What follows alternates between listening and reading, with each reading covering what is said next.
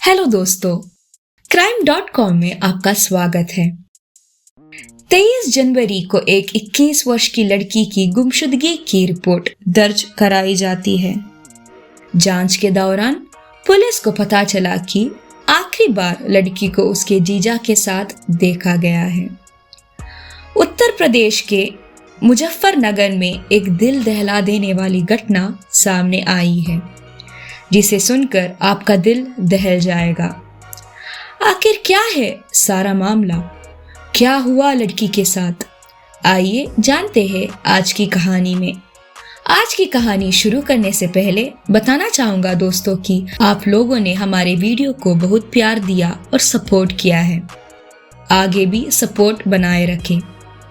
हमारे चैनल को सब्सक्राइब करें और बेल आइकॉन को भी ऑन करें ताकि भविष्य में जो वीडियो हम डालेंगे उसकी अपडेट आपको मिलते रहे। तो कहानी शुरू होती है उत्तर प्रदेश के मुजफ्फरनगर में।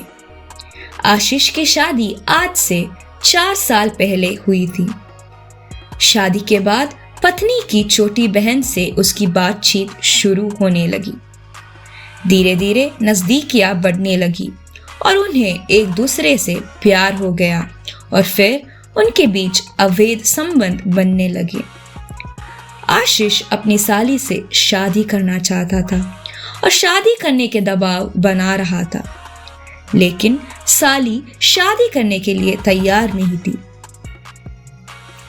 जिसके चलते साली अक्सर कुछ प्राइवेट फोटोज और वीडियो के जरिए आशीष को ब्लैकमेल करती थी और जब भी आशीष शादी के लिए बोलता तो वो प्राइवेट फोटोज और वीडियोस को लीक करने की धमकी देती थी और लगातार पिछले 2-3 महीने से कुछ ना कुछ डिमांड कर रही थी। कभी वो कुछ चीजें दिलवाने के लिए डिमांड करती, कभी कुछ सामान के लिए, और हद तो तब हो गई जब वो आशीष से पैसों के लिए डिमांड करने लगी और उसके साथ ज्यादा वक्त बिताने के लिए बोलती थी। आशीष दौराला के आर्यवर्त अस्पताल में काम करता था। साली की डिमांड पूरी करना उसकी बस की बात नहीं थी।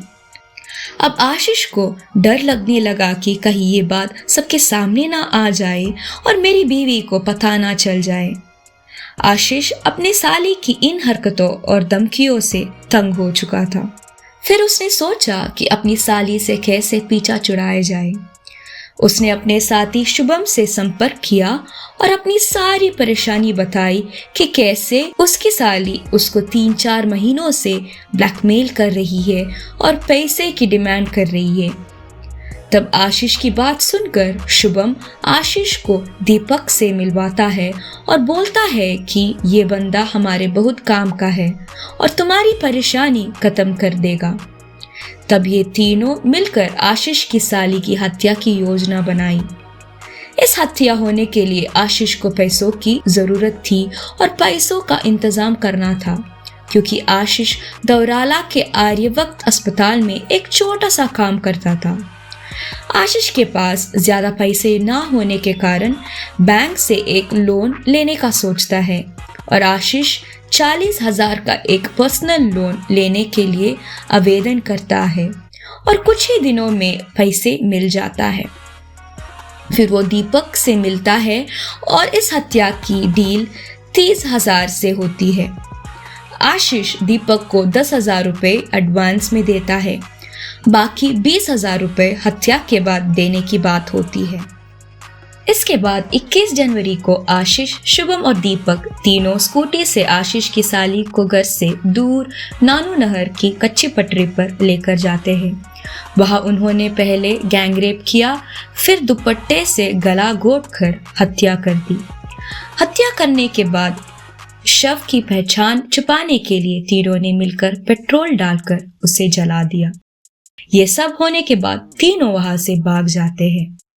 फिर 23 जनवरी को पुलिस को एक लड़की की गुमशुदगी की शिकायत मिलती है। जब जांच की गई तो पता चला कि आखिरी बार 21 जनवरी को लड़की को उसके जीजा और उसके 2 साथी शुभम और दीपक के साथ देखा गया है। घर वालों ने आशंका जताई थी कि इन्हीं तीनों द्वारा कुछ गलत किया गया है। इस सूचना पर तत्काल केस दर्ज किया गया और जांच शुरू की गई। मामले का खुलासा करने के लिए मुजफ्फरनगर पुलिस ने प्रेस कॉन्फ्रेंस बुलाई। इसमें मुजफ्फरनगर के एसीपी देहात आदित्य बंसाल ने बताया कि 23 जनवरी को बुढ़ाना थाना क्षेत्र के एक गांव के व्यक्ति ने बताया कि 21 वर्ष की उसकी बेटी को दामाद आशीष अपने साथी शुभम और दीपक के साथ ले गया था। तभी से उसकी बेटी लापता चल रही थी। एसीपी देहात ने बताया कि बुढ़ाना थाना प्रभारी आनंद देव मिश्रा ने शक के आधार पर पुलिस ने आरोपी आशीष को हिरासत में लेकर पूछताछ की। आशीष ने विरोध किया कि उसकी साली की गुमशुदगी से उसका कोई लेना देना नहीं है और पुलिस को गलत व्यक्ति मिल गया है। सख्ती से पूछताछ करने के बाद पूरी कहानी सामने आ गई। आशीष ने हत्या की बात को कबूल कर लिया। उसके बाद पुलिस ने उसकी निशानदेही पर पुलिस को नानू नहर की कच्ची पटरी पर स्थित बांस की झाड़ियों से युवती के जले हुए शव के अवशेष मिले। पुलिस ने वहां से मानव खोपड़ी, अज्जले कपड़े, अंगूठी, बालों का कल्चर, बाल, निरोध आदि बरामद किया है। पुलिस को मौके से एक इस्तेमाल किया हुआ और एक नया निरोध भी मिला। पुलिस ने आरोपी को चालान कर दिया है, जबकि उसके साथियों की पुलिस तलाश कर रही है। आप लोग कमेंट करके बताएं आरोपी को क्या सजा मिलनी चाहिए। अगर आपको ये वीडियो पसंद आया हो तो कृपया इसे लाइक करें, शेयर करें और अगर आपने अब तक सब्सक्राइब नहीं किया है तो प्लीज हमें सपोर्ट करें और इस चैनल को सब्सक्राइब करें। हमारे अद्यतित नए वीडियो की सूचना प्राप्त करने के लिए कृपया नोटिफिकेशन बेल आइकॉन पर क्लिक करें। मिलते हैं अगले वीडियो में। धन्यवाद।